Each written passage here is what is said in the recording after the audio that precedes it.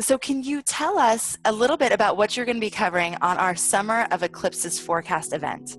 The hot summer of eclipses, right? And what I'm going to do is I'm going to pretend and get the students as well to pretend to be a Mesopotamian priest standing in the desert, in the Assyrian desert, in 1500 BCE, and looking at the eclipse as they looked at it, because they wrote about them. But I bring a kind of a unique background to eclipses because I have been working with these for probably close to half a century now. When I saw the path hitting the U.S.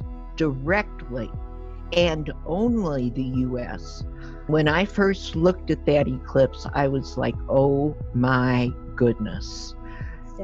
And eclipses are portals. They have the ability to open us up to new possibilities and new ways of engaging the future. Coming eclipse, what particularly fascinates me is it's right on the royal star of Regulus.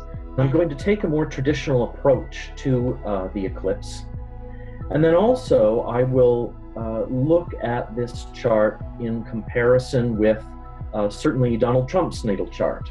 For the forecast event, I'm going to be covering this summer's planets, but not like even very experienced astrologers might recognize. I'm going to be covering what I call the sky factors of the planets.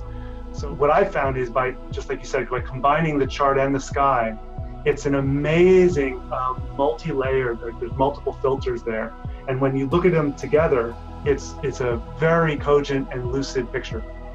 The view I'm going to take on it is actually really ancient. I'm going to talk about draconic astrology, which goes all the way back to Babylonian times. So I'm going to be talking about something that's entirely different and is thought to describe the soul's path. So in a way, this eclipse that's going to be seen over America may be part of the American people's destiny, but it's also very much your personal destiny and your personal soul path enrichment. The events don't begin right away, or they don't necessarily begin right away. There's a kind of a curve that happens of an intensification and then a relaxation. And so I will focus more on what will be happening in the middle of 2019. Where we get to choose, which path are we going to take? Are we going to take the path of fear that leads us into being afraid of our own shadow, quite literally? Are we going to take a higher road? Are we going to take a path of love and creating a new vision for how we want to live our future? Because we're deciding the future now.